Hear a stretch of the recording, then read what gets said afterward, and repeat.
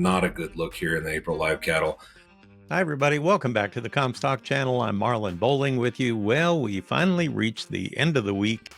We're heading into the weekend, and now we're going to summarize what took place over the last 5 days in the ag commodity trade with a little help from Relph of Comstock Investments. He joins us right now to kind of take a look at where we've been and where we may be headed next week. And I guess right off the top, I want to remind everybody that as we get into next week, we'll have to stumble for a day because there will be no markets on Monday, right? Yeah, no markets on Monday. We will have a very abbreviated energy and equity session, but no ag markets on Monday. We don't see anything until Monday night at 7 o'clock. We'll open the grains as usual at that time, and then livestock will start trading Tuesday at 8:30 in the morning.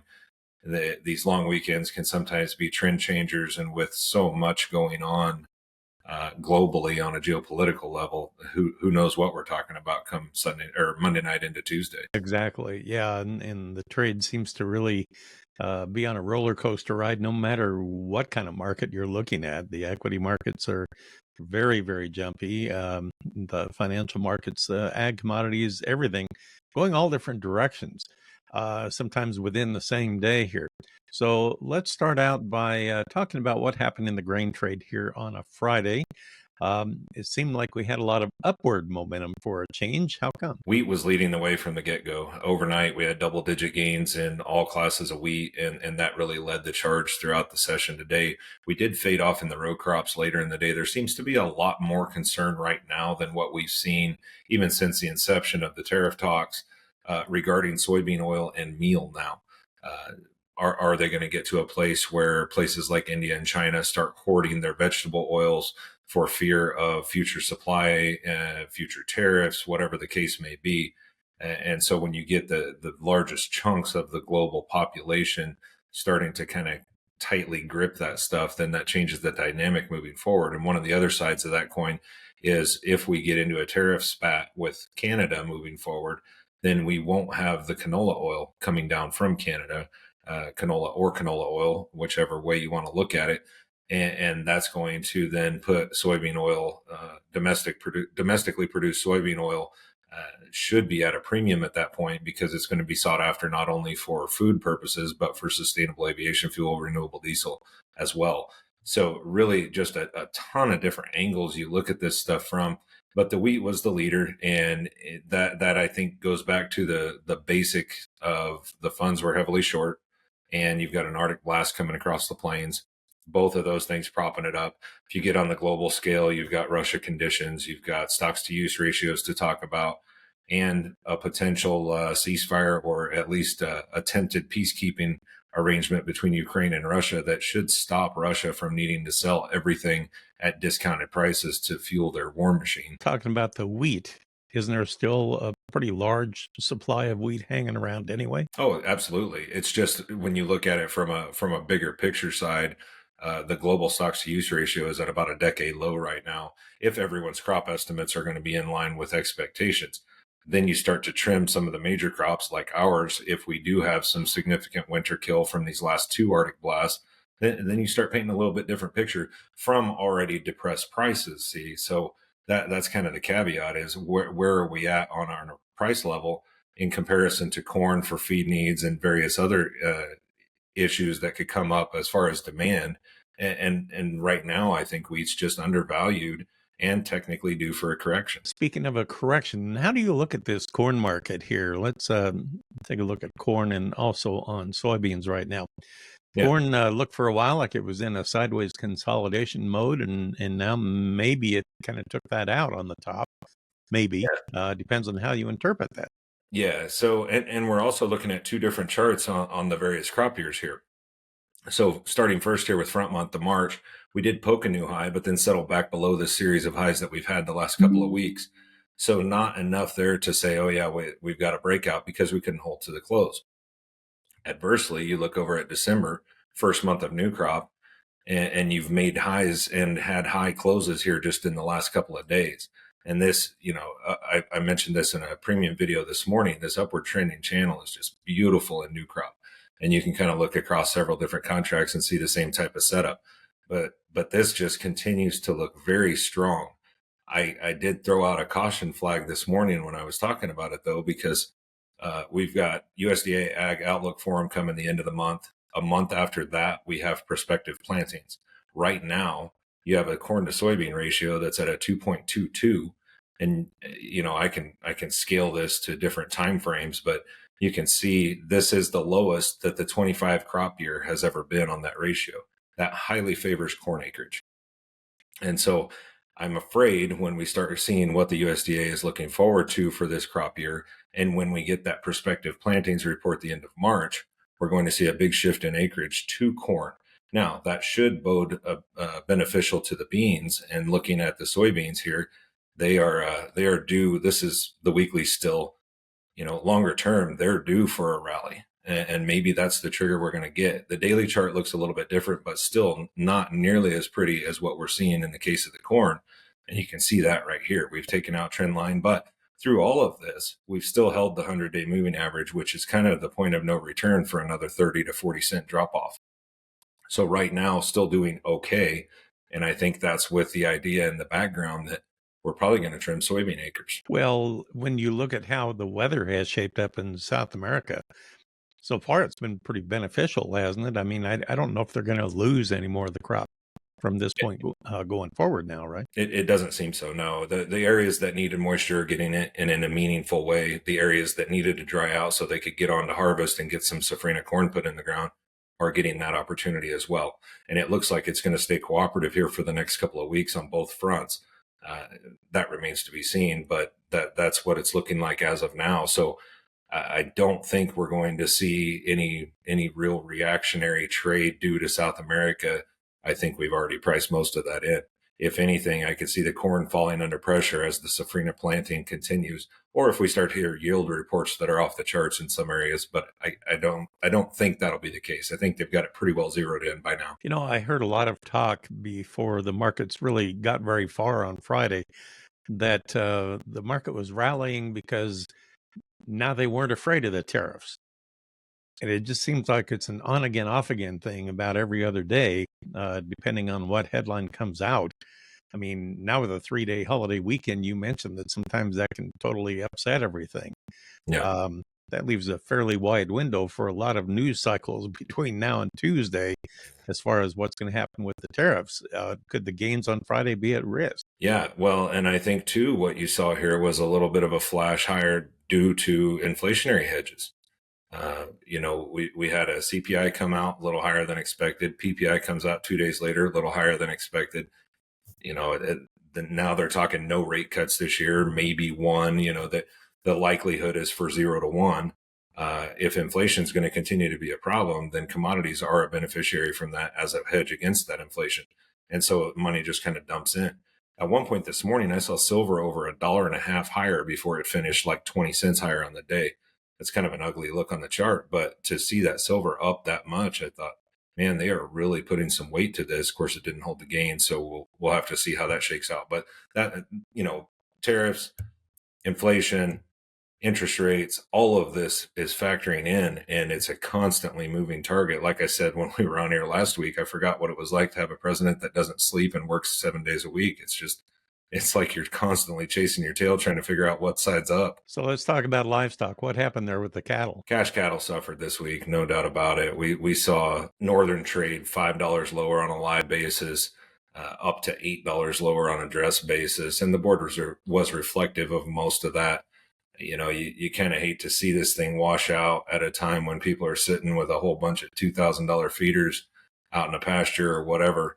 But taking a look here at the April feeder cattle, we had talked about last week how we were building out a Head and Shoulders, and Joe had mentioned it on Wednesday. We talked about it on Friday.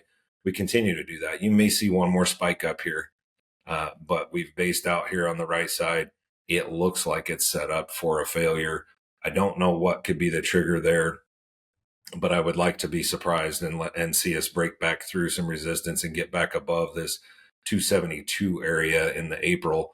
It's only $6 away. We could be there in a day, but it just looks unlikely that we're going to be able to muster the strength to get that done. I'm starting to field more calls about how far can we rally before we need to be hedging the rest of these cattle, those kinds of conversations. April live cattle looks actually a little bit worse. And you can see here, just spiked up a few weeks ago and then fell off a cliff.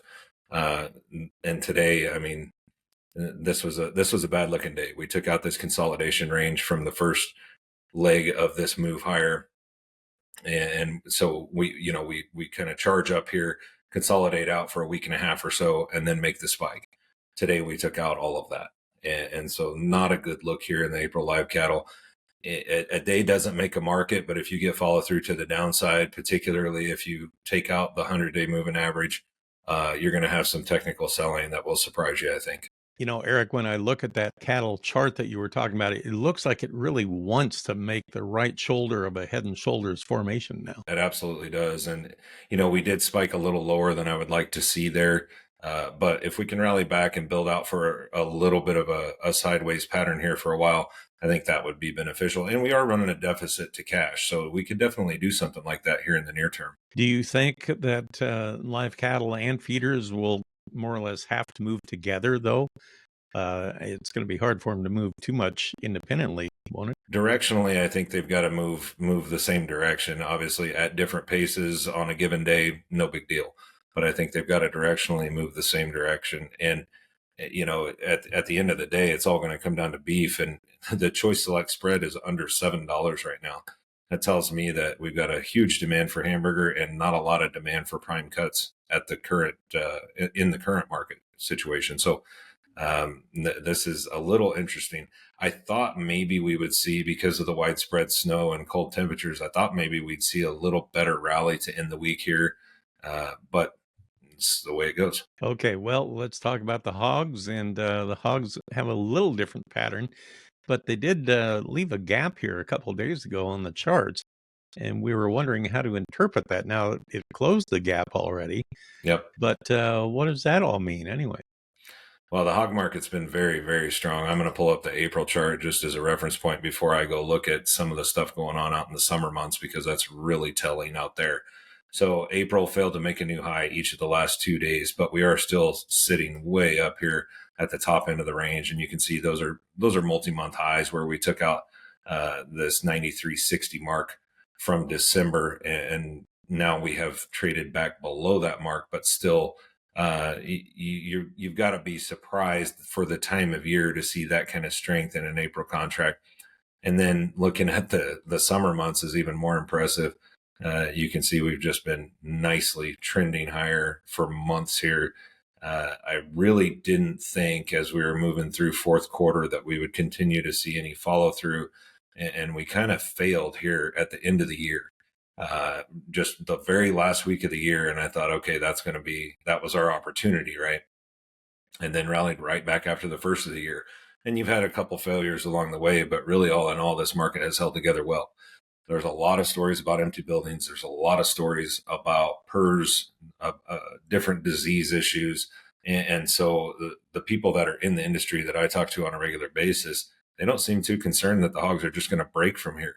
Unfortunately, what you'll end up with is a lot of people that are under hedged or not hedged, and that's when they'll strip the market back. And hopefully, it's from levels that we can at least be happy with the prices for what we do have hedged, and maybe they don't jerk too much away along the way. It wasn't all that long ago. I mean, just a few years ago, where the dominant story in the news cycle was the fact that China couldn't produce enough hogs.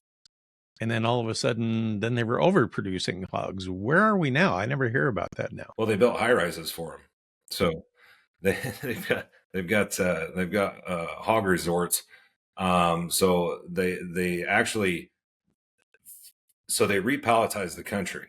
They were getting a lot of imported sweet beef, mostly from the U.S., and they kind of repalletized the country, and then COVID hit. And all of those things kind of shifted demand completely around. So what they needed prior to importing all that beef and making their general consumer favor beef, they thought, okay, we need to get back to those levels. Well, so they did, but that was overproduction because they didn't have the demand for that much pork anymore because they were favoring the beef.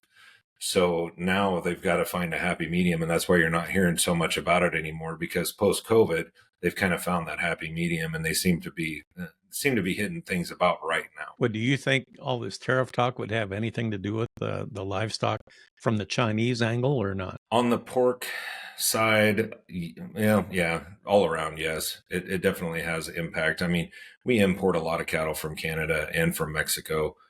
Obviously, the Mexican border being closed for the last couple of months has made all kinds of headlines. Everyone's aware of that situation. They did get it open somewhat in earnest this week. They're not moving near normal yet, but they are moving enough numbers to matter now. And so that's kind of getting back to normal. So between Mexico, Canada, and the US, it has a huge impact. Now, on the product side, that's where China becomes a player. They do buy beef, they do buy pork, and they buy a fair amount of both. And so that becomes a major issue as well. I mean, heck, Smithfield's Chinese owned, so they definitely have a stake in U.S. Protein production. All right. Well, Eric, it's been great to talk with you again. Thanks for helping us put the wraps on another trading week. And again, just a reminder, there will be no trade on Monday during the daytime session. Everything will kick in the ag commodities at 7 o'clock Central Time, 7 p.m. on Monday evening. So stay tuned for that.